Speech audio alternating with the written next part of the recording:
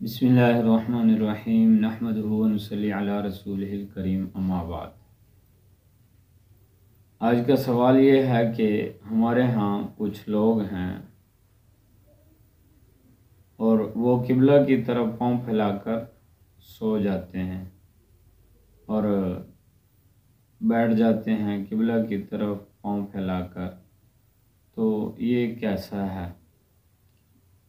اس کا جواب جو ہے اس کی تفصیل بیان کر دی جائے کہ قبلے کی طرف پاؤں پھیلا کر بیٹھنا یا سونا یا لیٹنا یہ گناہ ہے یا اس کا کیا حکم ہے؟